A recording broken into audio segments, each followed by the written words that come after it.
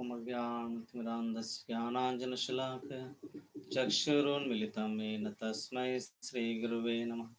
श्रीचैतन्यमनोभीष्टं स्थापितं येन भूतले स्वयं रूप कदा मह्यं ददाति स्वपदान्तिकं।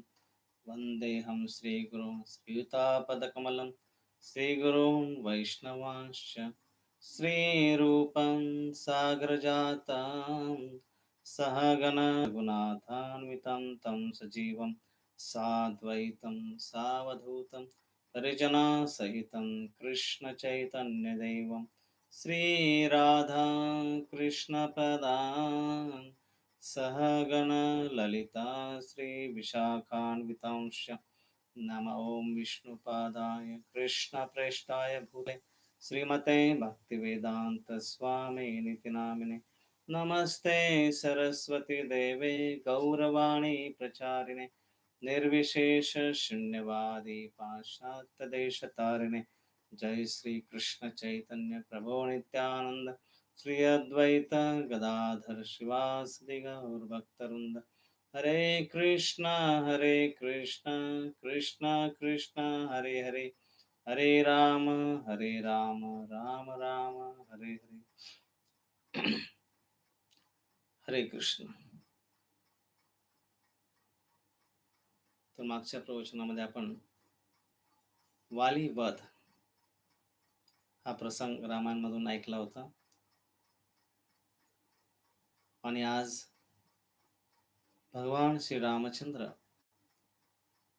वध केल्यानंतर वाली जे तर्क करतो, आर्ग्युमेंट्स करतो, त्याचे कसे सविस्तर उत्तर देत आहेत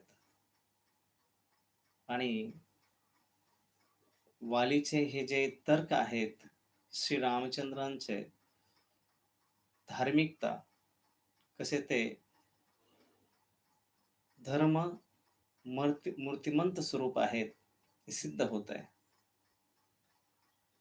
तर वाली युद्धभूमीवर कोसळला असताना पूर्ण अंग धुळीने माखलेला आहे आणि वालीच्या आयुष्यामध्ये पहिल्यांदाच या संघर्षामध्ये तो हरला होता, परंतु चेहऱ्यावर अजूनही तेज तसंच होतं. ती सुवर्ण कांती तशी झळकत होती. जसं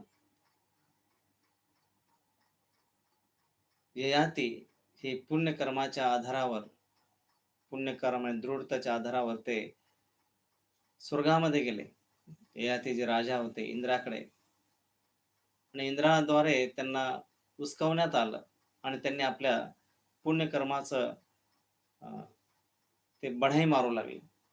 मी हे पुण्य केले, मी ते पुण्य केले, मी असे चांगले कार्य केले, असे चांगले कामं केले.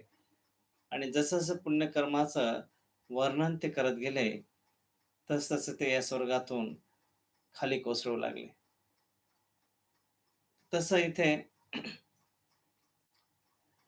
वालीचा अभिमान आणि कीर्ती, त्यामुळे तो जीवनाच्या उच्च स्थितीला पोहोचला होता. एक अभिमान, कुठल्या गोष्टीने कीर्ती, पण तोच वाली उद्धटपणा आणि अहंकार यामुळे त्या उच्च स्तरावरून खाली कोसळला होता. भंग झालेल्या आणि अशा ध्वस्त अवस्थेमध्ये वाली तिथे जमिनीवर कोसळलेला आहे. तसा केंद्राचा ध्वज खाली कोसळावा. तर आपण ह्या जगामध्ये बघतो की प्रत्येक पतंग, जेव्हा मुलं पतंग उडवतात, प्रत्येक पतंगाला हे माहीत असतं की मी धागाच्या जोरावर उंच उंच जाऊ शकतो, परंतु त्याला अंत माहीत असतो किती जरी मी वर उडालो तरी मला परत खाली भूमीवर यावं लागणारच आहे. माझी कीर्ती एक ना एक दिवस हे संपुष्टात येणारच आहे. म्हणून हे जे व्यर्थतेच जीवन जे आहे खूप कमी असतं. तर वाली बाण जेव्हा आपल्या छातीतनं बाहेर काढतो, तेव्हा ते बाण जरी त्याला वेदना देत असतं, त्या हाडातून, त्या मांसातून बाण बाहेर काढणं, पूर्ण शरीरामध्ये छातीत खुपसलेला बाण, दुःख होतं तरी पण त्याला जाणून घ्यायची इच्छा आहे, की जी अभेद्य छाती आहे माझी, हे कोण भेदलं? तो योद्धा कोण आहे? हे मला जाणून घ्यायचं आहे. पण ते वेदना होत असताना त्याने तो बाण बाहेर काढला. जेव्हा त्याला कळालं, हा बाण दुसरा-तिसरा कुणाचा नसून श्रीरामांचा आहे. पण त्याही पेक्षा जास्त त्याला आश्चर्य वाटलं, किंवा तो बाण फक्त श्रीरामांचंच नाव नव्हतं, तो बाण जो आहे हा इंद्राचा होता. तर वालीला आश्चर्य वाटलं. त्याला विश्वास बसेना, की या बाणावर श्रीरामांबरोबर इंद्राचं नाव कसं? इंद्राचा बाण कसा असू शकतो? तर त्याच्यावर ते इंद्राचं चिन्ह होतं. आणि एक पिता आपल्या पित्राला मारण्यासाठी बाण कसा देऊ शकतो? कसं शक्य आहे? परंतु झालं काय? श्रीराम जेव्हा वालीला मारण्यासाठी तो बाण काढला, त्यांनी काही ठरवून बाण काढला नव्हता, की हा बाण मी वालीला मारेल. नाही, सहज तुरीमध्ये हात घातला आणि एक बाण हातामध्ये आला आणि तो त्याने धनुष्यावर चढवला आणि मारला. पण काळ कशा सगळ्या गोष्टी गुंतून आणतो, सगळ्या गोष्टी कशा काळाच्या ओघामध्ये जोडून येतात. आपण म्हणतो योगायोग झाला. हं. कशा जुळून येतात. झालं काय होतं, की हे अगस्त्य ऋषींनी बाण श्रीरामाने दिला होता. जेव्हा श्रीरामचंद्र दंडकारण्यामध्ये असताना अगस्त्य ऋषींना भेटले होते, तर हे बाण अगस्त्य ऋषींनी श्रीरामाला दिले होते. आणि हा बाण अगस्त्य ऋषींना कोणी दिला होता? इंद्राने दिला होता. कशासाठी? असुरांचा वध करण्यासाठी अगस्त्य ऋषींना हा बाण इंद्राने दिला होता.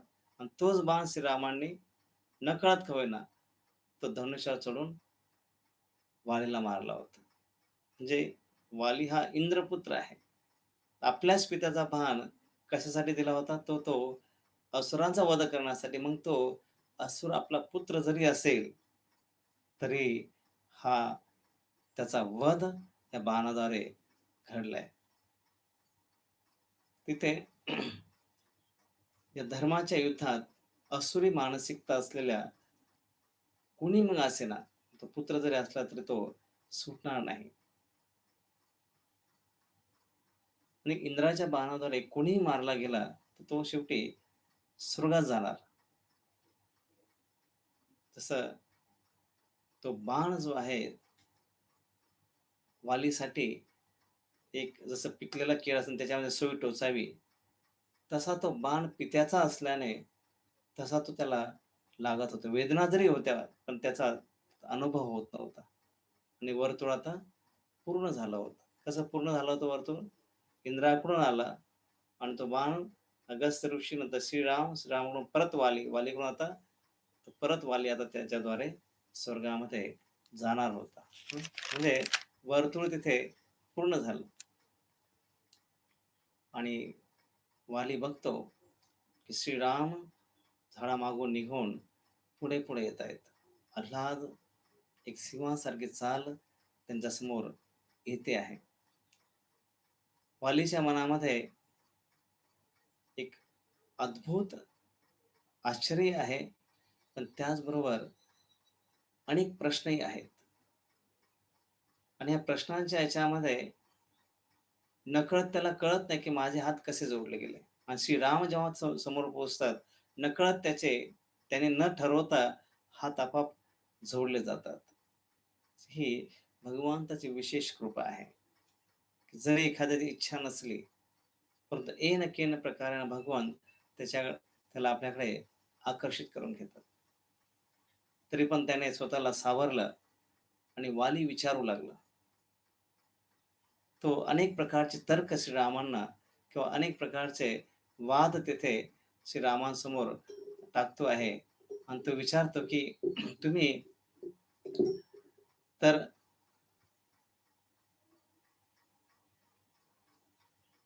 आतापर्यंत मला वाटत होतं, की फक्त चंद्रावर डाग आहे.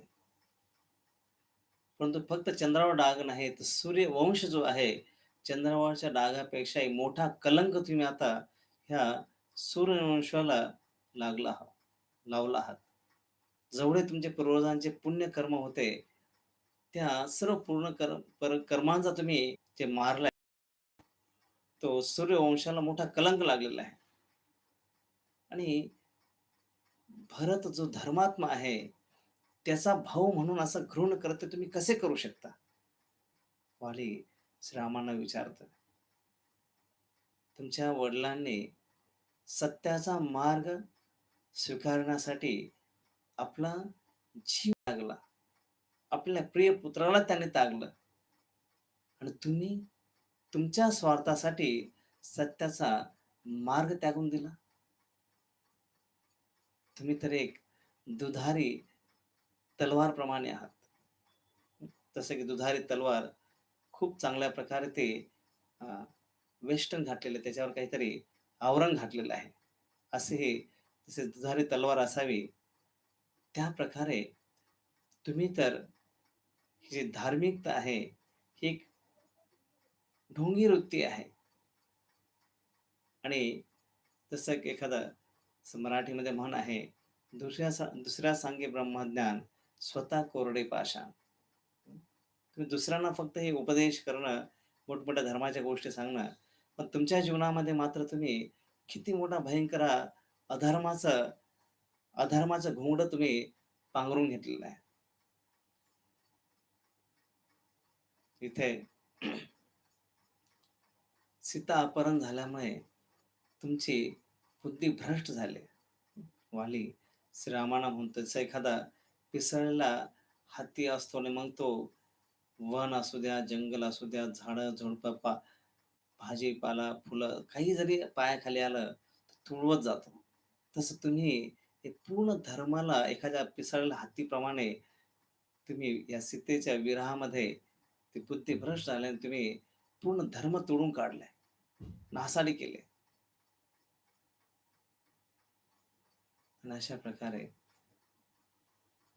वाली म्हणतो, तुम्ही सीतेला रावणाने पळवलं. तर रावणाचा क्रोध तुम्ही माझ्यावर काढलाय. सुग्रीव आणि मी आम्ही दोघे तुमच्यासाठी नवीन आहोत. मग एकाला जिव्हाळा, एकाला मैत्री आणि दुसऱ्याला जीवे मारणे, हे कसं तुम्ही करू शकता? त्याच्यासाठी आम्ही दोघे पण सुग्रीव आणि वाले दोघे पण नवीनच आहे. एकाची बाजू घेऊन एकाला मारणं कसं तुम्हाला शोभतं? तशा प्रकारे वाली अनेक प्रकारचे तर्क तो श्रीरामांसमोर मांडतो आणि कधी-कधी कपटपणामध्ये व्यक्ती दुसऱ्याचे दोष दाखवण्याच्या प्रयत्नामध्ये स्वतःची दुर्बलता दाखवून बसतो. ज्यावेळेस व्यक्ती मनामध्ये द्वेष, ईर्ष्या किंवा कपट जर असेल, तर दुसऱ्याचे दोष दाखवायला जातो. पण त्याच्यातून बाहेर काय पडत असतं? स्वतःची दुर्बलता. जसे वालीच्या बाबतीमध्ये श्रीरामाचे दोष दाखवण्याचा प्रयत्न करतोय. परंतु इथे मात्र दुर्बळता जे आहे, आपले इंद्रिय कसे अनियंत्रित आहे, कशा दृष्टीने तो वागतोय ते दिसतंय. श्रीरामाने ओळखले फक्त वालीच नाही, भविष्यामध्ये अनेक लोक हे प्रश्न विचारतील. अनेक लोकांचा हे जे काही घडलेलं आहे त्याच्यावर विश्वास बसणार नाही. त्यासाठी काही गोष्टी स्पष्ट केल्याच पाहिजे. आणि श्रीराम वालीला म्हणतात, की दुष्ट वृत्ती आणि बालिश प्रवृत्तीने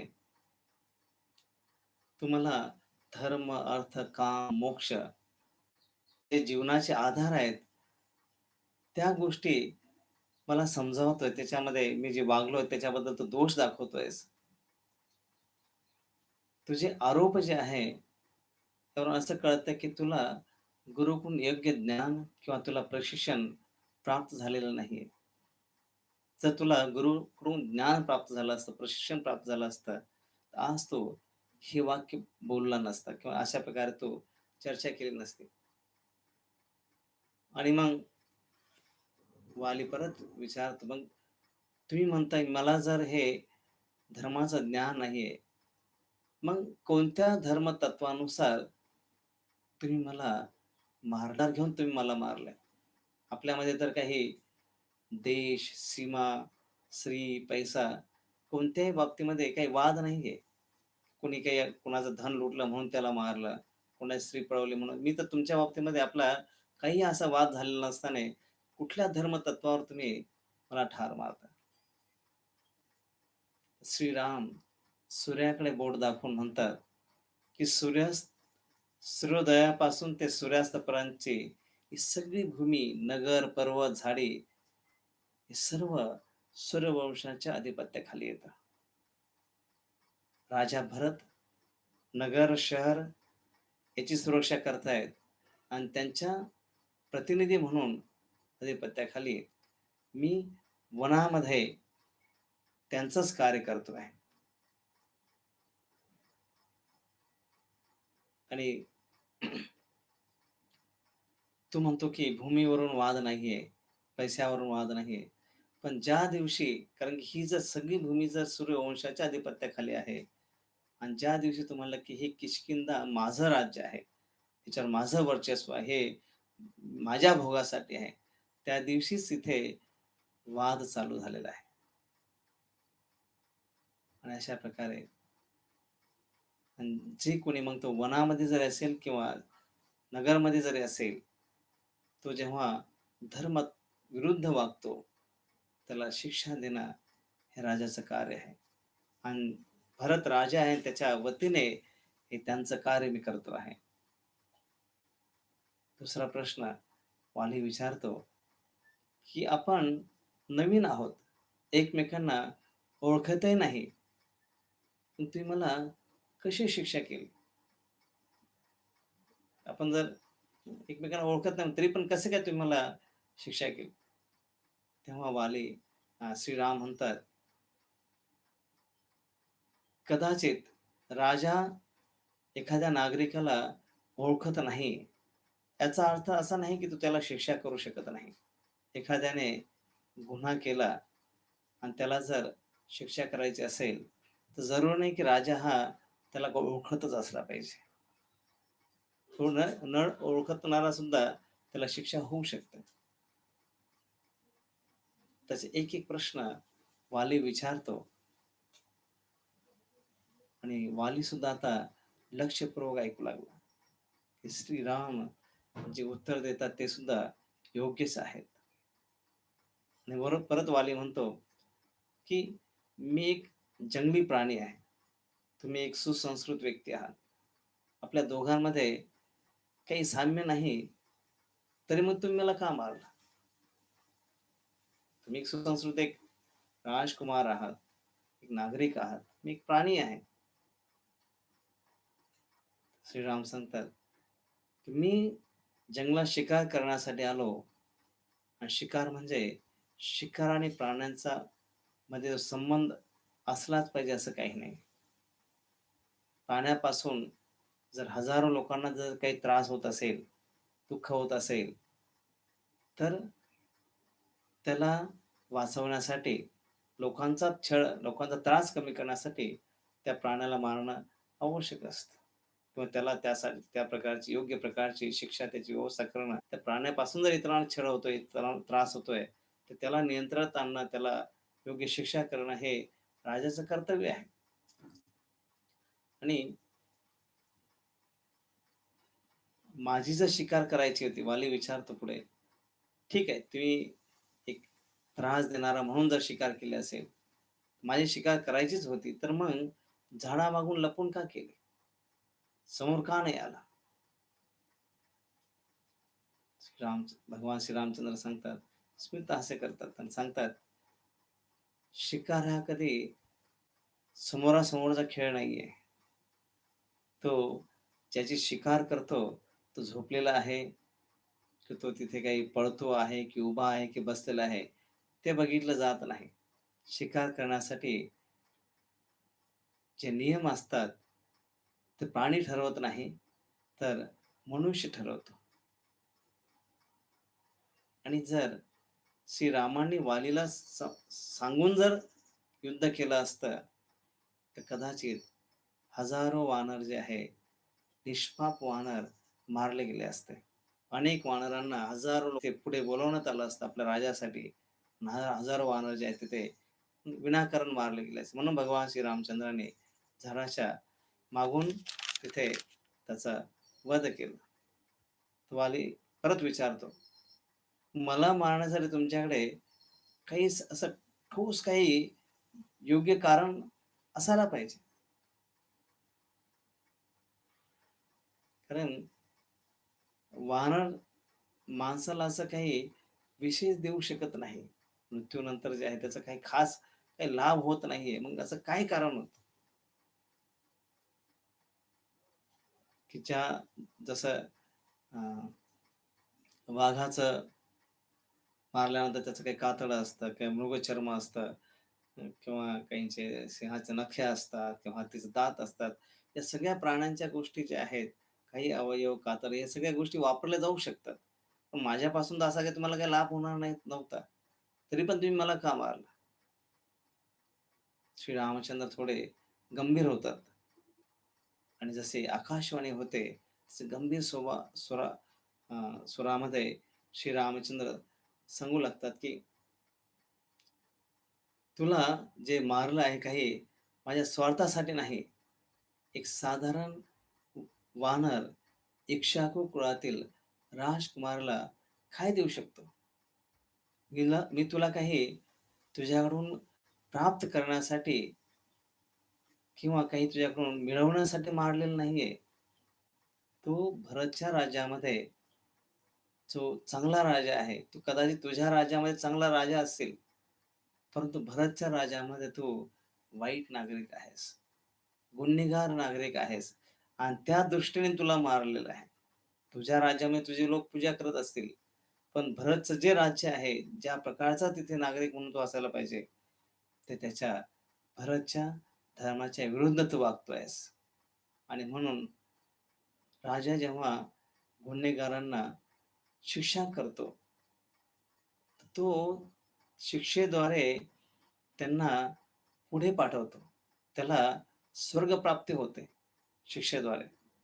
परंतु जर राजाने शिक्षा नाही केली, गुन्हेगाराला जर राजाने शिक्षा नाही केली, तर त्याचा दोष राजालाही लागतो आणि त्याचंही गुन्हेगाराचे शुद्धीकरण होत नाही. तर वाली परत पुढे प्रश्न विचारतो, "ते मी काय पाप केलं? मी काय ब्रह्महत्या केली होती? किंवा राजाला, मित्राला फसवलं होतं? किंवा स्त्री अथवा गाय यांना काही मारलं होतं?" कसं मृत्यूदंडासारखे असं असं काय मी काय केलं होतं, की जेणेकरून तुम्ही मला हा मृत्यूदंड दिलाय? तर श्रीराम सांगतात, "तुझा दोष जो आहे, हा म्हणजे राजधर्म आणि कुलधर्म हे दोन्ही धर्म जे आहेत तू तोडलेले आहेस आणि हे दोन्ही धर्म तोडल्यामुळे, अपराध केल्यामुळे तू मृत्यूदंडासाठी कारण आहेस किंवा तू पात्र आहेस. तर एक तर पहिली गोष्ट म्हणजे राजधर्म, की तुझं किष्किंधा हे जे राज्य आहे आणि एक राजाचं कर्तव्य आहे, की जो कोणी क्षमा मागतो, जो कोणी शरण येतो, आश्रय घेतो, त्याला क्षमा करणं.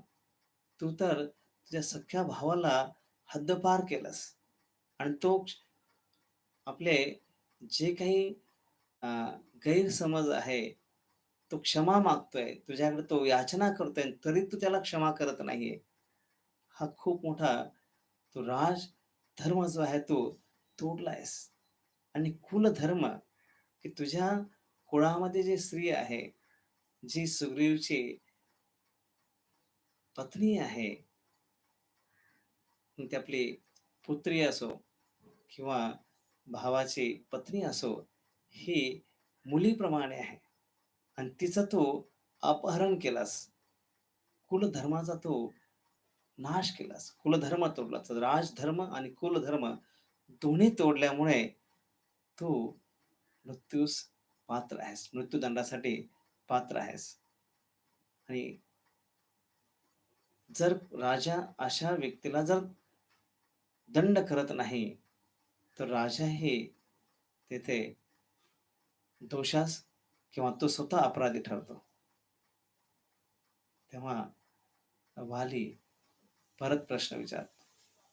हे सर्व मोठमोठे नियम आम्हा प्राण्यांना लागू पडत नाही. हे मानवांसाठी असतील. प्राणी तर कसा इंद्रियभोग करू शकतो, कसाही राहू शकतो. ते प्राण्यांसाठी आणि मानवांचे नियम तुम्ही असे कसे सांगू शकता? तर श्री रामचंद्र वालीला म्हणतात, "हे वाली, तू स्वतःला कधी-कधी प्राणी म्हणतो, एकीकडे तू गायत्री जप करतो, 4 समुद्रामध्ये जाऊन स्नान करून येतो, अर्घ्य अर्पण करतो, स्नान शुद्धी करतो. हे सर्व नियम जे आहे, हे मानवासारखे सर्व नियम पालन करतो. ते एक धार्मिकतेचं अवडंबर तू आणतोस आणि दुसरीकडे प्राणासारखा स्वविचार करतोस, इंद्रियभोग करतोस किंवा एक अशा प्रकारे कार्य करून तो येथे प्राण्याचाही प्राणी म्हणून तुला कोणी जाणू शकत नाही. कारण तू सर्वसाधारण वानर नाहीयेस. तू इंद्राचा पुत्र आहेस आणि सर्वांना माहिती आहे. तुझी जी शक्ती आहे, तुझे ऐश्वर्य आहे, तुझ्या ज्या पात्रता आहेत, ह्या खूप उच्च आहे आणि तू इंद्रपुत्र असल्याने तो सहज असू शकत नाही, साधा असू शकत नाही. म्हणून त्याची जबाबदारी सुद्धा पालन करण्याची मोठी असते. म्हणजे आपल्या कार्याची तपासणी सुद्धा थोडी मोठी असते. जसं मोठं लवचिंबक असतं. मोठ्या लवचिंबकामध्ये बारीक-बारीक गोष्टी सुद्धा लटकून येतात. तसेच व्यक्ती जेवढी मोठी असेल, जेवढी त्याच्यावर जबाबदारी मोठी असेल, ते बारीक-बारीक जे दोष आहेत, ते सुद्धा खूप मोठ्या प्रकारे दिसून येतात. म्हणून तू जरी वानर योनीमध्ये आहेस, पण तू काही सर्वसाधारण वानर नाहीये. इंद्रपुत्र आहेस आणि त्याच्यामुळे तुझ्याकडून ही अपेक्षा आहे, की तू धर्माचं योग्य प्रकारे पालन करावं. आणि जेव्हा वालीने हे सर्व ऐकले, की ज्या मी तर्क इथे मांडले, ते सर्व तर्क जे आहे, यांनी खोडून काढले. आता वालीने डोळे बंद केले आणि तो मनातच म्हणू लागला, की जे काही होत आहे, जी मला शिक्षा होते आहे, ती योग्यच आहे.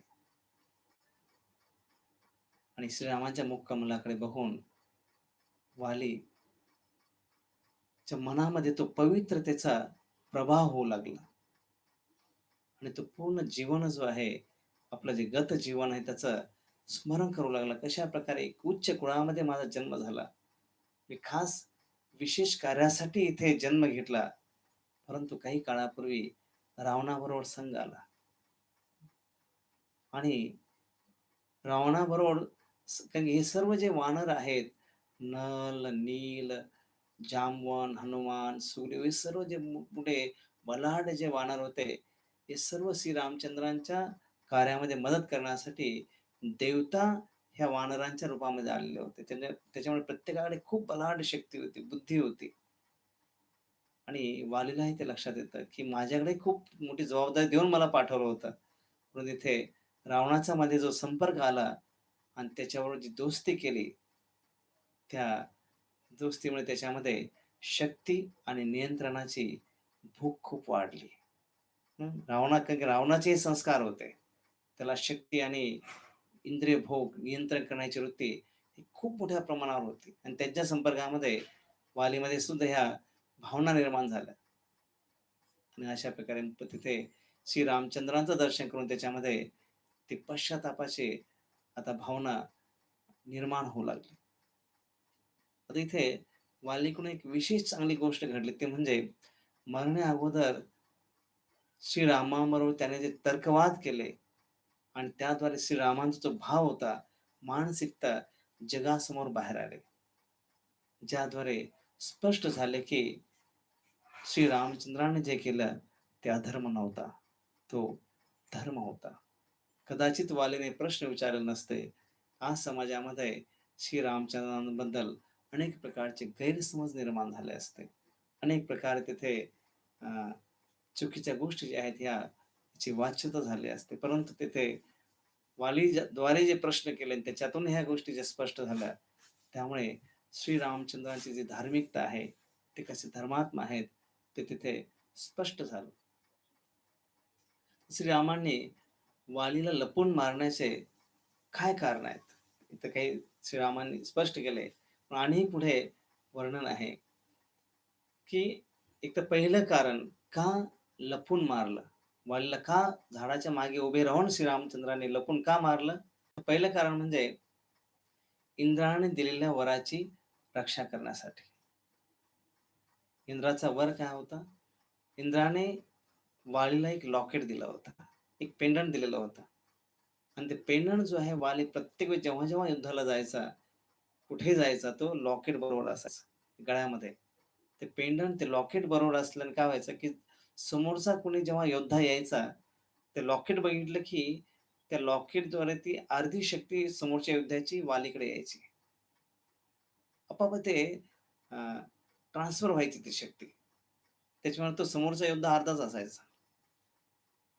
पण इथे श्रीरामांना माहीत होतं, हा वालीला इंद्राचा वर आहे आणि मी जर समोर गेलो वालीच्या, तर माझी अर्धी शक्ती वालीमध्ये जाईल आणि वाली भगवंताची अर्धी तर काय, एक एक क्षुल्लक शक्ती जी आहे ती सुद्धा धारण करण्याची वालीकडे ताकद नाहीये.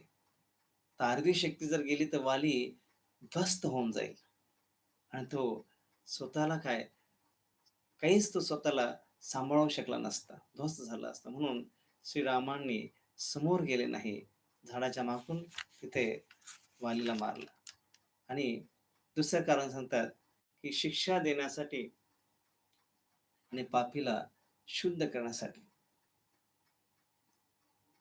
वाली हा दुष्ट होता, पण त्याचबरोबर त्याला श्रीरामांच्या शक्तींची जाणीव होती. तो शरण आला असता आणि श्रीरामांना त्याला क्षमा करावी लागली असते. तर जो शरण आला असता, तर क्षमा करावी लागली असती आणि क्षमा केली असती, तर शिक्षा न दिल्यामुळे त्याचं शुद्धीकरण झालं नसतं. किंवा श्रीराम दुसरं काही न करता फक्त त्याला ऋष्यमुख पर्वताच्या पायथ्याशी जरी आणले असते, येण्या केल्या प्रकारेनं, तर मातंग ऋषींच्या शापानेच तो मृत्यू झाला असता आणि वेगळं काही करायची गरजही नव्हती. तरी पण श्रीरामांनी तेथे वालीला एकतर शिक्षाही केली आणि वरून त्याचं शुद्धीकरण, जे काही पापकर्म घडले होते त्याचं शुद्धीकरण सुद्धा तेथे करून घेतलं. बाणाद्वारे ज्या वेदना झाल्या, तर सर्व त्याच्या हृदयातल्या ज्या काही अहंकार होता, द्वेष होता, क्रोध होता, या सगळ्या गोष्टी ज्या आहेत त्या दुःखामुळे नष्ट झाल्या. आणि शुद्ध होऊन श्रीरामांना तो शरण जाऊ शकला. जर तो डायरेक्ट जर शरण आला असता, की श्रीरामाने आल्यावर त्याला शरण दिले असते, ते शुद्धीकरण राहून गेलं असतं. तिसरं ते सांगतात, की वचन राखण्यासाठी. कुठलं वचन? श्रीरामाने सुग्रीवला वचन दिलं होतं, की त्याची पत्नी त्याला ते परत मिळवून देतील. सुग्रीवची पत्नी रुमा ही वालीच्या अधिपत्याखाली होती आणि जर त्यांनी अगोदरच त्याला जर सांगितलं असतं,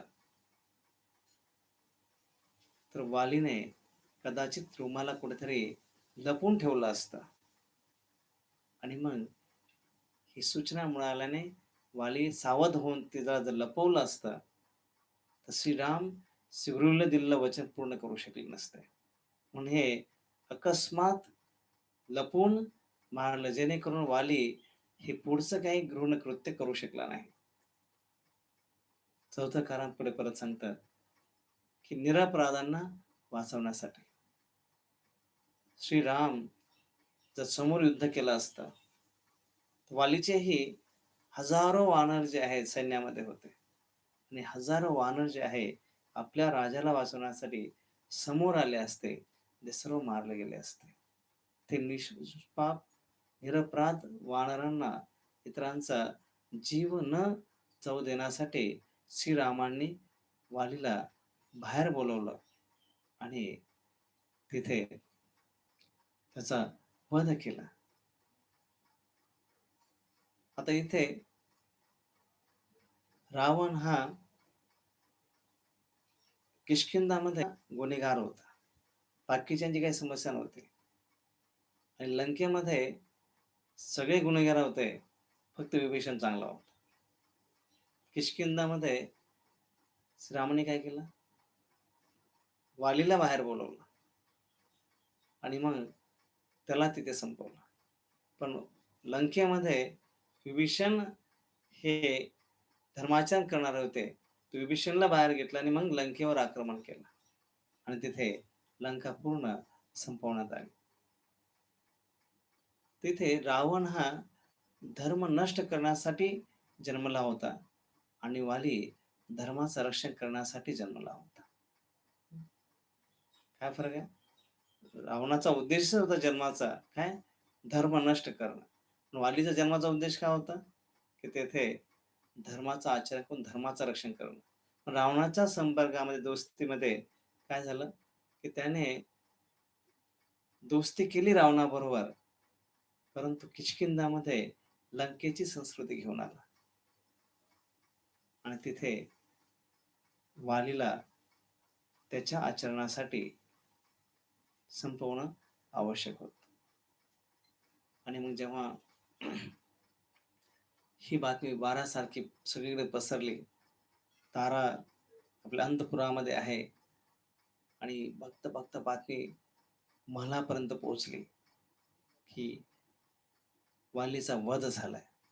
जसं ताराला कळालं, तिच्या कानावर विश्वास बसेना. नक्की काय झालंय तिला जाणून घ्यायचं होतं. सैरावैरा ती पळाली आहे.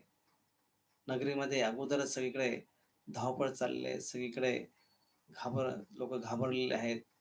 नंतर तिथे मुख्य द्वार बंद करा. कुणी म्हणतं पहिला अंगदला लपवून ठेवा. नक्की काय चाललंय? आणि मग जेव्हा एका मंत्र्याला ते विचारते, नक्की काय झालंय? मंत्री त्याला थांबवण्याचा प्रयत्न करतात. आणि ते सांगतात, की तुम्ही पुढे जाऊच नका. कारण की तिथे आता हे सर्व सुग्रीव आपल्यावर आक्रमण करणार आहे. सर्व काही तो इथे ध्वस्त करणार आहे. पहिला अंगदचा अभिषेक करा, राज्याभिषेक करा आणि आपण राज्य स्थिर करूया. नाहीतर सुग्रीव जर राजा झाला, तर तो सर्वांनाच छळेल आणि खास करून जे आम्ही सुग्रीवला बाहेर हाकलल्यानंतर आम्ही जे वालीसारखंच वागत होतो, वालीच्या आज्ञेत वागत होतो, त्यांना तर पहिला सुग्रीव तिथे शिक्षा करेल. ताराला समजतं की हे मंत्री काय बोलतात, कारण की सुग्रीवला हद्दपार केल्यानंतर वालीने सुग्रीवची पत्नी रुमाला जबरदस्ती स्वीकारल्यामुळे त्याचे काही जे मंत्रीगण होते ते सुद्धा त्याच प्रकारे जबरदस्ती स्त्रियांना स्वीकारू लागले होते. तिला कळालं की हे जे करण्याचा प्रयत्न करतायत, सांगण्याचा प्रयत्न करतायत, की स्वतःचा जीव वाचवण्यासाठी ते दुसऱ्यांवर ढकलतायत.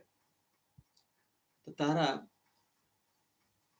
वेगाने कुणी जरी अडवण्याचा प्रयत्न केला, पण तिला निश्चित जाणून घ्यायचं की शक्य आहे का? वाली अजयी असल्यासारखं आहे. अशी ह्या जगातली कुठली शक्ती आहे जी वालीला मारू शकते? ज्याने मंदार पर्वत एकट्याने उचलला होता समुद्र मंथनाच्या वेळेस. ते काय शक्ती असेल वालीमध्ये? अशा अजय व्यक्तीला कोण हरवू शकतं? पण त्याचबरोबर मनामध्ये शंकाही आहे. आणि तारा अश्रूच्या धारा लागलेल्या आहेत. ते अश्रू खाली टपकतायत.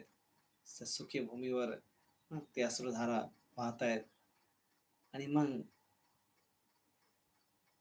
वालीने तारा तिकडे पळते. तिकडे वाली श्रीरामांना हात जोडून क्षमा मागतोय.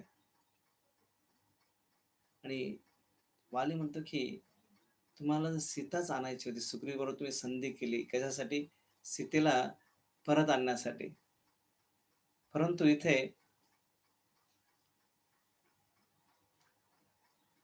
तुम्ही जर मला सांगितलं असतं,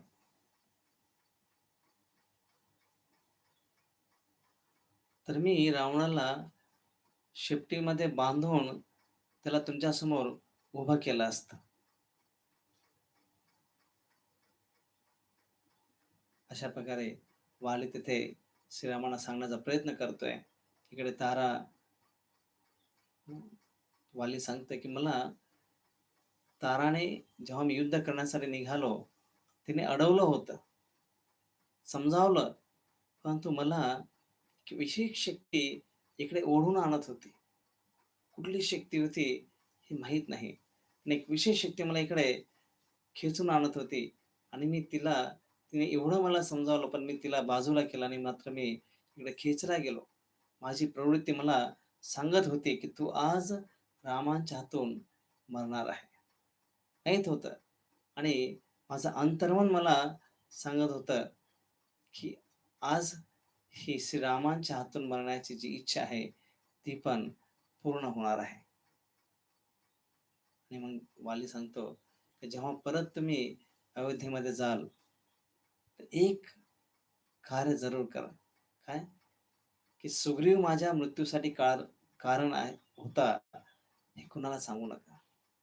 कारण सुग्रीव हा माझ्या मृत्यूसाठी कारण नाहीये. तो सर्वात माझा मोठा हितैषी आहे, हितचिंतक आहे. कृपया सुग्रीवला तुमचा भाऊ माना. वालीने रक्ताने माखलेला हात हात सुग्रीवाकडे केला, त्याला जवळ घेतलं आणि सुग्रीव वाली सांगतो, की "सुग्रीव, हा जो वानरांचा मार्ग आहे, इंद्रियभोगाचा मार्ग आहे, तो सोडून दे आणि श्रीरामांना शरण जा. त्यांच्या चरणाची सर्व सिद्धी आहे. तेच धर्म आहेत." अशा प्रकारे अ, वाली श्रीरामांना सुग्रीवला तिथे समजावतो. असं म्हणतो की श्रीराम हेच पूर्णत्वाचा मार्ग आहे.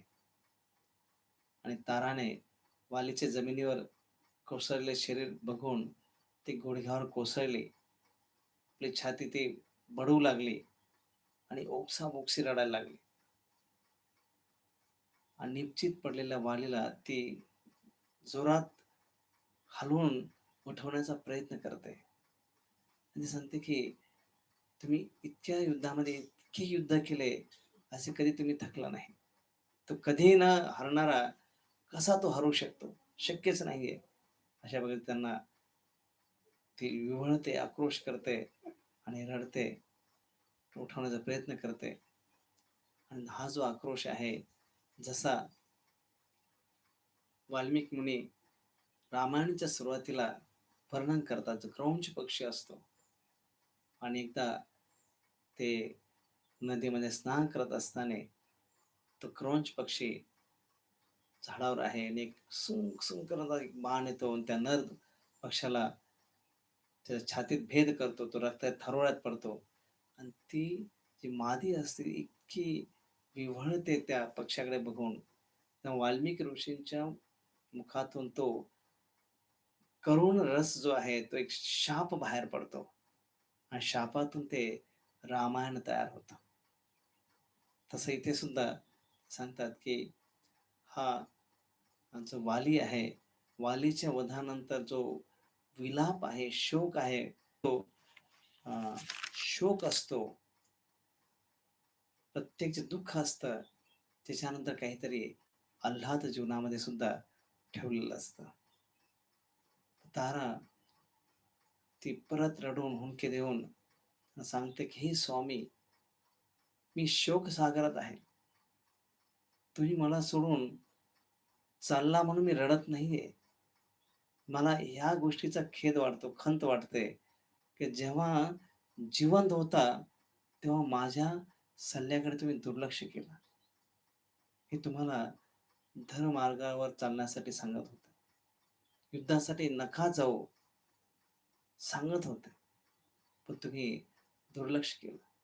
बऱ्याच वेळा मी तुमच्या चांगल्यासाठीच सांगितले, पण नेहमी मला बाजूला केलं आणि काळ हा सर्वांचा नियंता आहे.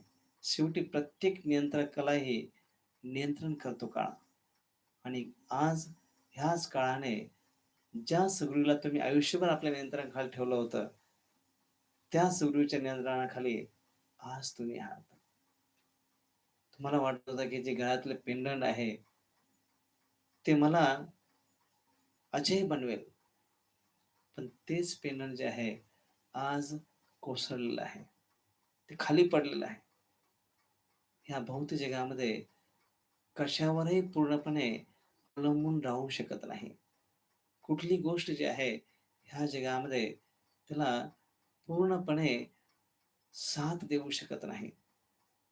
तुम्ही स्वर्गाचे स्वर्गाच्या मार्गाने जाणार, मला आणि अंगदला मात्र तुम्ही दुःख सागरामध्ये ढकलून चालला आहात. आणि वाली निपचित पडलेला आहे. डोळे बंद आहेत आणि अचानक ते बघतात की अंगद जवळ आलेला आहे. वालीचे एकदम डोळ्यातनं रक्ताचे अश्रू वाहत आहेत, पण त्या डोळ्यात तो बघण्याचा प्रयत्न करतोय.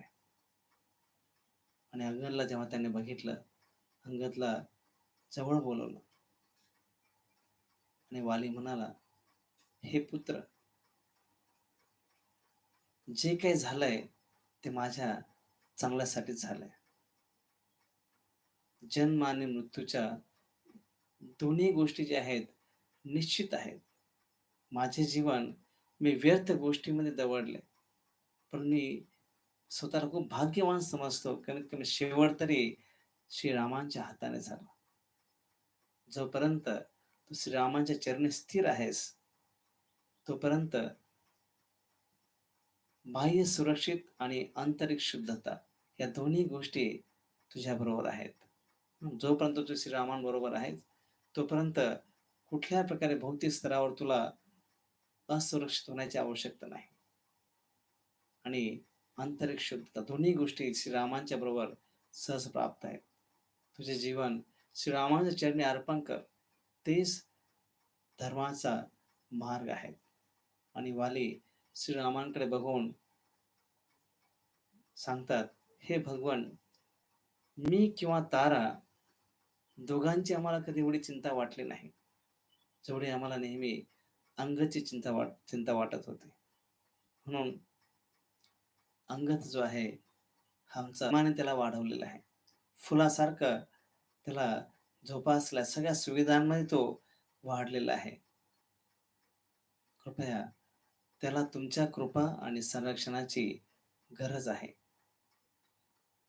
कृपया त्याचा तुम्ही स्वीकार करा." वाली अंगदला भगवान श्रीरामांना विनवणी करतायत आणि मग आपल्या हातानेच वाली तिकडे सांगतो की श्रीरामांकडे जा आणि श्रीराम तेथे त्यांना अ, आपल्या वरदहस्त अंगाच्या मस्तकावर ठेवतात. त्याला दोन्ही हाताने उचलतात आणि त्याला कृपा आशीर्वाद देतात. आणि हे बघून वालीला खूप बरं वाटतं की आता माझा अंगद सुरक्षित हातात आहे. आणि मग थोड्या वेळाने तो सुग्रीवला बोलवतो आणि सुग्रीवला सांगतो की हे बंधू, माझ्या अनियंत्रित मनामुळे, अनियंत्रित इंद्रियांमुळे मी तुझ्यावर खूप घृणित असे छळ केलेले आहेत. मी आता शरीर सोडणार आहे. या शरीराबरोबर सर्व नष्ट होणार आहे. तुझ्या मनातला जो ताप आहे, ते सुद्धा तू विसरून जा. आणि ही जी किष्किंधा राज्याची धुरा आहे, हे राज्य मी, ही दोरी, ती धुरा मी तुझ्या हातात देत आहे. आणि पुढे आश्चर्याची गोष्ट म्हणजे वालीने आपल्या गळ्यातलं जे पेंडंट होतं, ते सुद्धा सुग्रीवच्या गळ्यामध्ये दिलं. त्याला भेट दिली आणि सुग्रीवने खूप कृतज्ञतापूर्वक डोळ्यात अश्रुधारा भरलेले डोळे पाणावलेले आहेत आणि अशा कृतज्ञ भावनेने त्या अमूल्य भेटीचा त्याने स्वीकार केला. अशा प्रकारे वाली एकेकांना बोलवत आहेत आणि मग तारा जवळ आली. तिचा हात हातात घेऊन वाली ताराला बघून सुग्रीवला सांगतोय की ही सुषेणाची सुंदर पुत्री आहे. तसं तारा ही सुषेणची पुत्री नव्हती. तारा ही देवतांचे गुरु बृहस्पती यांची पुत्री होती.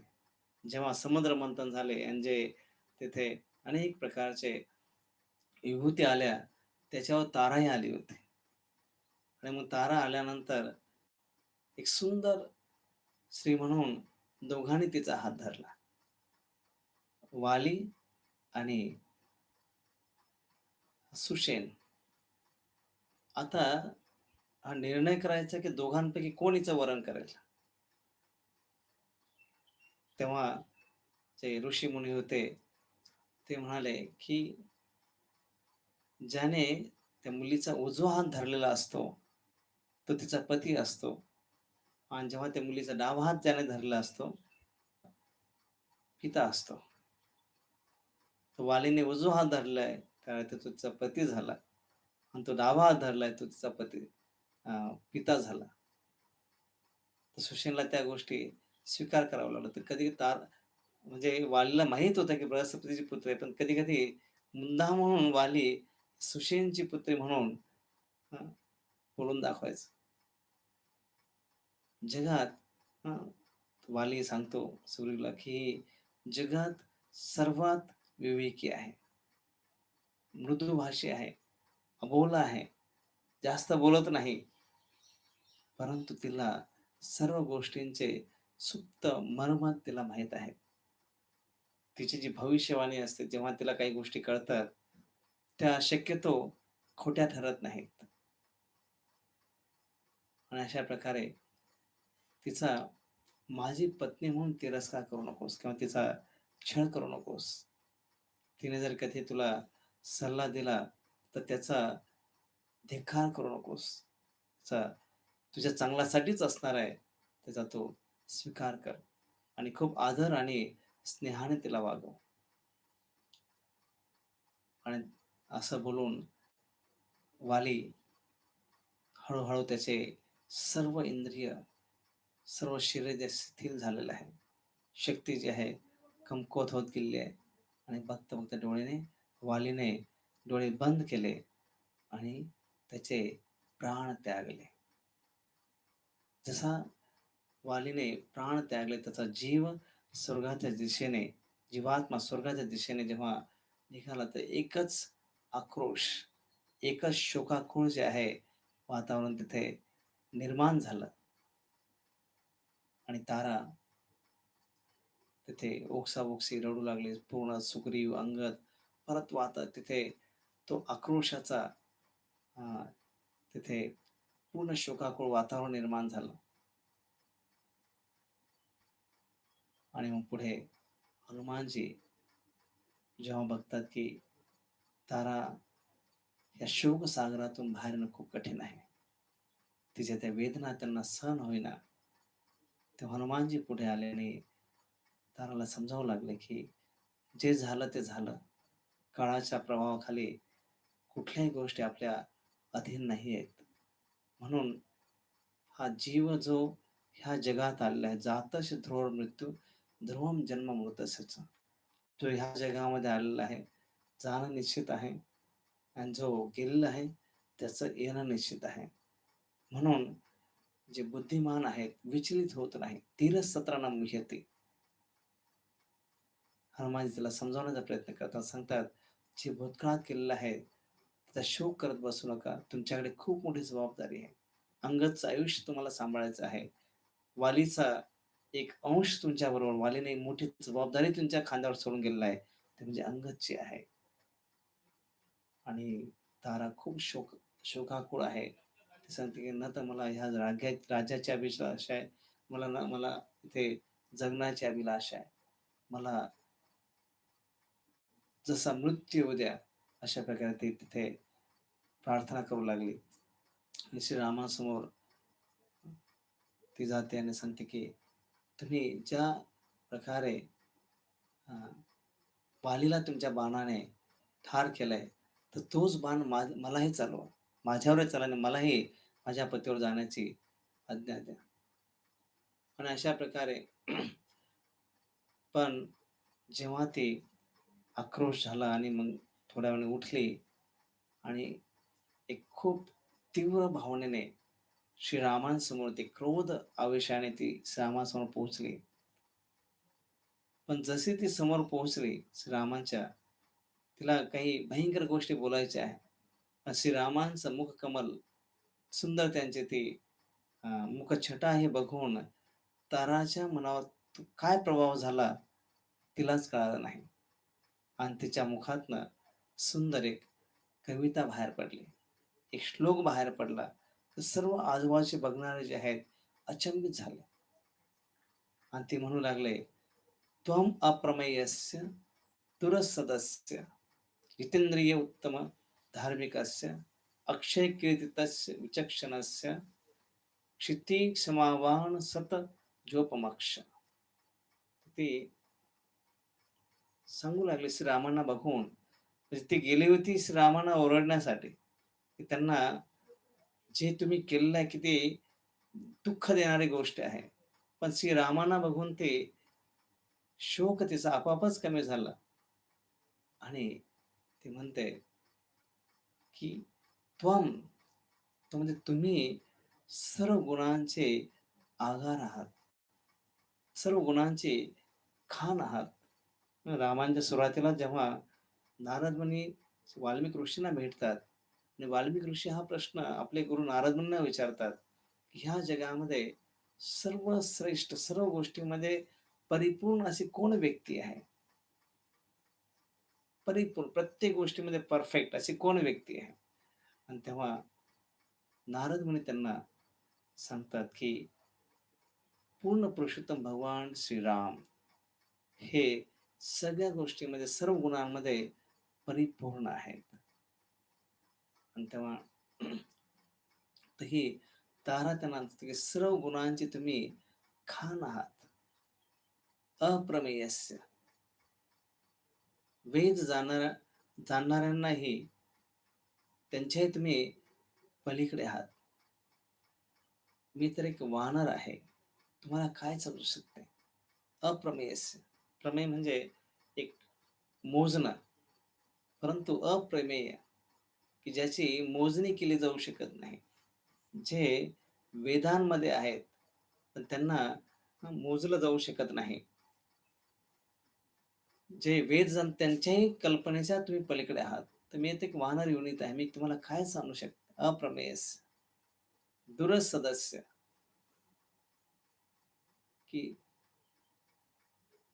तुम्ही दूरसदस्य म्हणजे सूक्ष्म, तुमच्यापर्यंत पोहोचू शकत नाही किंवा मोजू शकत नाही. तुम्ही वेदामध्ये लपलेले आहात. म्हणून गीतेमध्ये भगवान सांगतात, की भगवंताला कसं जाणलं जाऊ शकतं? भक्तोऽसि मे सखा चेत, रहस्यम तद उत्तमम. भक्तोऽसि मे सखा चेत. भगवंताला जाणायचं असेल तर काय पाहिजे? भक्त पाहिजे, भक्ती पाहिजे. भक्तीच्या जोरावरच आपण भगवंताला जाणू शकतो. म्हणून ती सांगते, की तुम्ही सूक्ष्म आहात आणि तुमच्यापर्यंत पोहोचण्यासाठी ते मला शक्य नाही. जितेंद्रिय, तुमचे इंद्रिय पूर्णपणे नियंत्रणात आहे.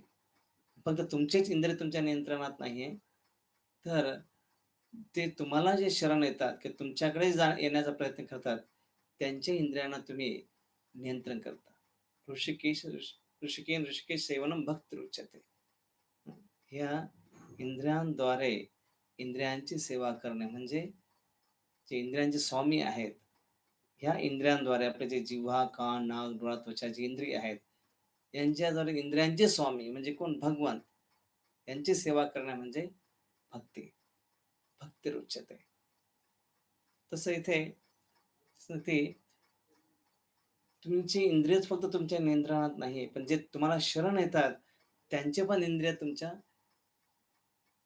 तुमच्या नियंत्रणात आहेत. कसे? तसे ते सांगते, की मी आता तुमच्याकडे आले. तुमच्याकडे वेगळं काही बोलण्याच्या उद्देशाने आले. परंतु तुमच्याकडे बघून तुम्ही माझ्या इंद्रियांना नियंत्रण केलं आणि मी तुमच्याबरोबर तुमचा दोष दाखवण्याच्या ऐवजी मी तुमची स्तुती करते, तुमची वंदना करते. आणि उत्तम धार्मिक अस्य. उत्तम धार्मिक अस्य म्हणजे तुम्ही कसे आहात? उत्तम धार्मिक, उत्तम तुमचा हा स्वभाव आहे. कारण ह्या भौतिक जगामध्ये लोक अधम आहेत. अधम म्हणजे स्वार्थी. जास्तीत जास्त समाज जो आहे, हा स्वार्थाच्या मागे, मी आणि माझं. माझ्या इंद्रियांची तृप्ती कशी होईल? माझ्या ज्या संबंधित आहेत, त्यांच्या इंद्रियांची तृप्ती कशी होईल? फक्त एवढंच एक त्यांच्या अ, मनामध्ये असतं. म्हणून एक अधम आहेत, जे स्वतःला सुख प्राप्त करण्यासाठी दुसऱ्यांना दुःख देणं, मग त्यासाठी काहीही करतील. खूपच कमी लोकं असे आहेत, जे मध्यम आहेत, जे थोडे मॅच्युअर आहेत, थोडे परिपक्व आहेत. ते दुसऱ्यांना त्रास देत नाही, पण स्वतःच्याही प्रगतीमागे असतात. स्वतःची प्रगती सोडत नाही, पण दुसऱ्यांना त्रासही देत नाही. ते मध्यम आहे. आणि उत्तम म्हणजे जे खूप दुर्मिळ आहे, म्हणजे दुसऱ्यांना सुख देण्यासाठी स्वतःला धोक्यात घालायचे. मग स्वतःचं नाव खराब झालं तरी चालेल, त्याची पण ते तयारी ठेवतात. का तर दुसऱ्याला वाचवण्यासाठी. जसं इथे तारा सांगते, की तुम्ही हे जे कार्य केलेलं आहे, वालीला मारलेलं आहे. कसं मारलंय? लपून मारलंय. याच्यामध्ये तुमची इमेज खराब होऊ शकते. तुम्हाला लोकं नावं ठेवू शकतात, की अधर्माने वालीला मारलंय. झाडाच्या मागे लपून मारलंय. परंतु याच्या मागचा उद्देश एकच होता, की तुम्हाला वालीचा उद्धार करायचा होता. अनेक हजारो वानरांचा बळी द्यायचा नव्हता. तुमचं नाव तुम्ही खराब करून घ्यायला तयार झाला. परंतु उद्देश काय होता? वालीला वाचवणं आणि इतर वानरांना वाचवणं. त्याला म्हणतात उत्तम धार्मिक अस्य. हा तुमचा जो स्वभाव आहे उत्तम धार्मिक आहे. आणि पुढे ते सांगते, की अक्षय कीर्तस्य, अक्षय कीर्तिस्य. तुम्हाला कितीही कोणी अ, नाव खराब करायचं ठरवलं, पण कोणीही तुमच्या नावाला खराब करू शकत नाही. हं. किती जरी लोकांनी भगवंत असे आहेत, भगवंत तसे आहेत, भगवंत अस्तित्वातच नाहीये. परंतु भगवंताला मानतातच. ह्या जगामध्ये किती जरी लोकांनी कितीही बोबाटा केला, परंतु ह्या जगाची साईज तरी काय आहे? हं. किती जरी ह्या जगामध्ये भक्ती मार्गाला, भगवंताला, भक्तांना कोणी कमी दाखवण्याचा प्रयत्न केला किंवा तिथे त्यांना निंदानालस्ती केली किंवा भगवंताच्या अस्तित्वालाच गालबोट लावायचा प्रयत्न केला. पण ह्या जगाचे आध्यात्मिक जगत आहे, ह्या आध्यात्मिक जगताच्या तुलनेमध्ये भौतिक जगत जे आहे, हे म्हणजे जसं मोहरीचं पोतं असतं, मोहरीच्या पोत्यामध्ये मोहरीचा दाणा असतो. तेवढ्या दाण्याइतकं हे ब्रह्मांडाचं स्वरूप आहे. या अनंत कोटी ब्रह्मांड नायक आहेत आणि त्यांच्या तुलनेमध्ये हे भौतिक जे आपलं 14 भुवनाचं ब्रह्मांड आहे. 14 भुवनाच्या ब्रह्मांडामध्ये कितीतरी पाणी आहे, जमीन आहे आणि त्याच्यामध्ये हं, हे भूलोकामध्ये इतक्या साऱ्या गोष्टी आहेत. त्याच्यामध्ये अनेक देश आहेत, अनेक राज्य आहेत. त्याच्यामध्ये कुठेतरी आपण एका कोपऱ्यामध्ये असतो आणि आपण खूप चिंता करतो, की माझं काय होईल? संस्थेचं काय होईल? तशा प्रकारे पण येथे भगवंत अ, इतके श्रेष्ठ आहेत. तारा सांगते, की तुम्ही इतके अ, अ, शुद्ध पवित्र आहात, की कोणीही तुम्हाला किती जरी दोष दिले, तुम्ही दूषित होऊ शकणार नाही. जसं सूर्य जो आहे, सूर्याचा प्रकाश तो कशावर जरी पडला, तो त्याला शुद्धच करतो. सूर्याचा प्रकाश जो आहे, त्या घाणीमुळे प्रभावित होत नाही. तसं भगवंताचं नाम आहे, भगवंताचे भक्त आहेत, भगवंताचं जे कार्य आहे, प्रचार कार्य आहे, हे सुद्धा हे जसं हे उज्ज्वलच होत राहतं. हे पुढे-पुढे जात राहतं. त्याच्यामध्ये अनेक समस्याही निर्माण होऊ शकतात. आणि इथे पुढे ती सांगते, की विचिक्षणस्य तुमच्यामध्ये खूप उच्च क्षमता आहे.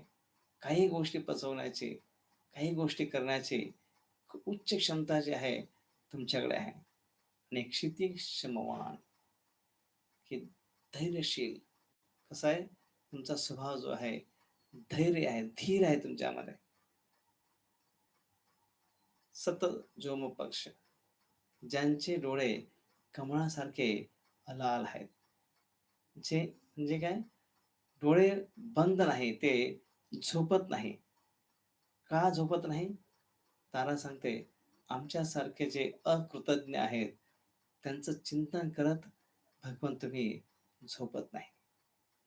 हा ताराचा भगवंताचं दर्शन करताच त्यामुळे तो भाव निर्माण होतो. आणि मग तारा भगवंताला विनंती करते, माझाही वध करा. आणि त्यावेळेस भगवान श्री रामचंद्र दोघांनाही समजावतात. एकीकडे सुग्रीवलाही जगायचं नाहीये. त्याचंही हृदय आता इतकं या सगळ्या वालीच्या भावना, वाली सगळं शत्रुत्व विसरलेला आहे.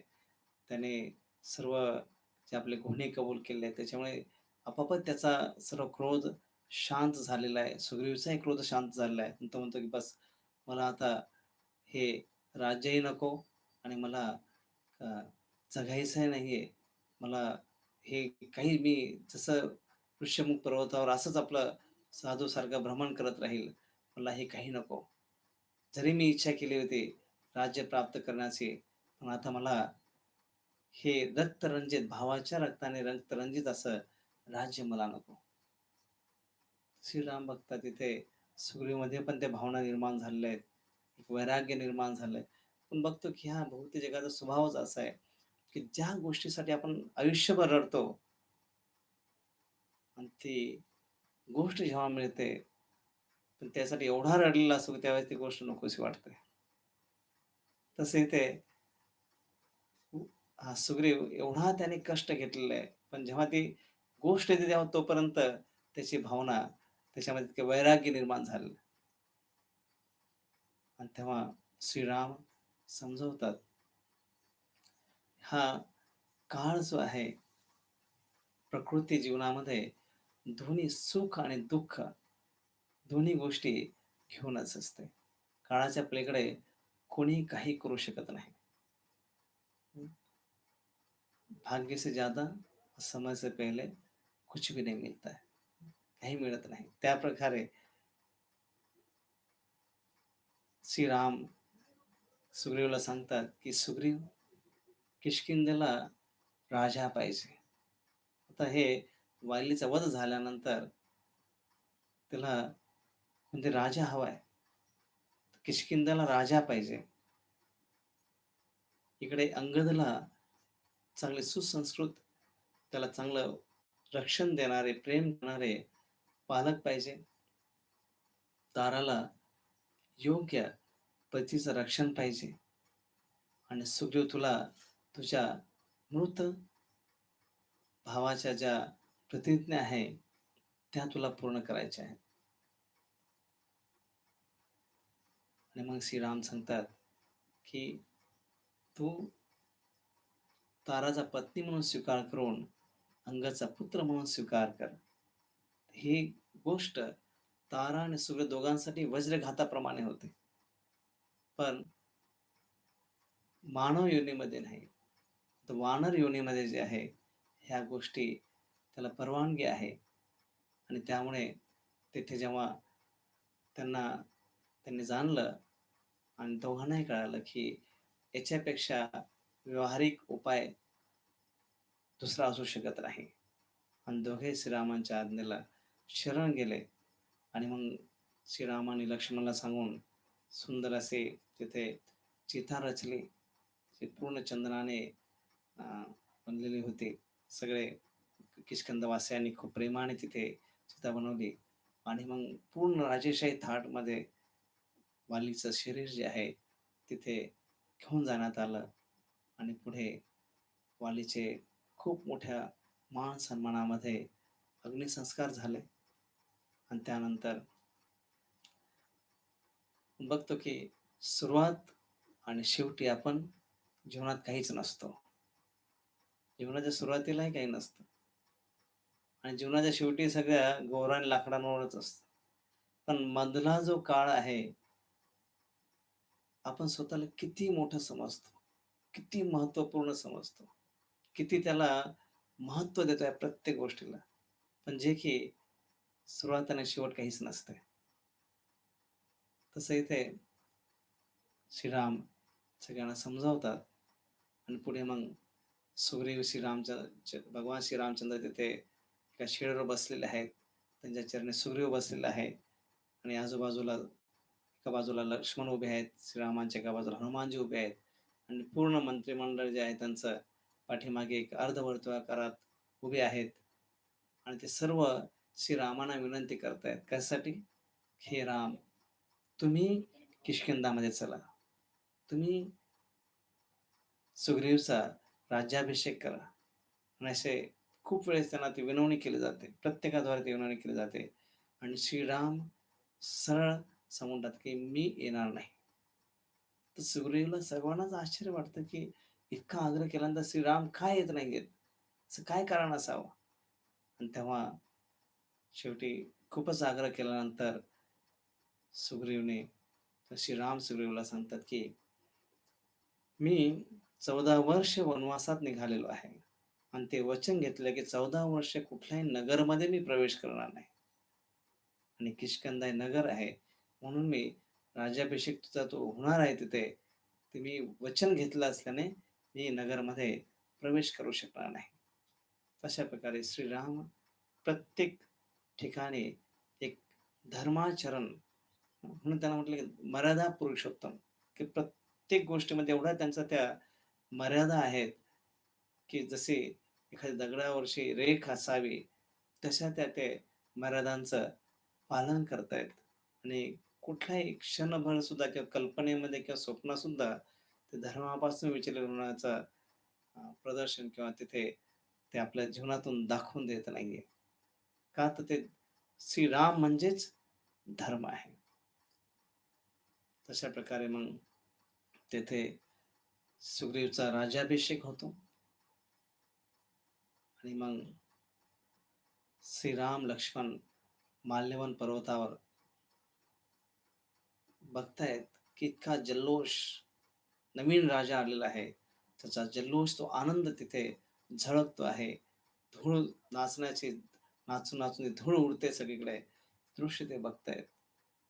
खूप आनंदाचा अनुभव करतायत की आपल्या मित्राचा राज्याभिषेक होतोय. पण त्याचबरोबर लगेच काही क्षणात दुःखाचे सावट येतात.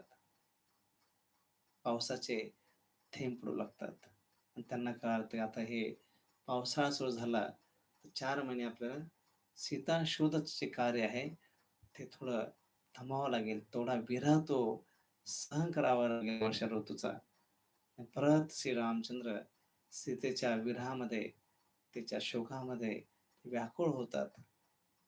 हे मग पुढच्या वेळेस आपण बघू कशाप्रकारे हा पावसाळा मध्ये श्रीराम तिथे कसं ध्यान करतात, काय कार्य करतायत आणि मग पुढे सीता शोध करण्यासाठी कशी तयारी केली जाते, हे आपण पुढच्या वेळेस बघू. हरे कृष्ण कृष्ण कृष्ण हरे हरे, हरे राम राम राम हरे हरे. भगवान श्री रामचंद्र की जय. श्रील प्रभुपाद की जय.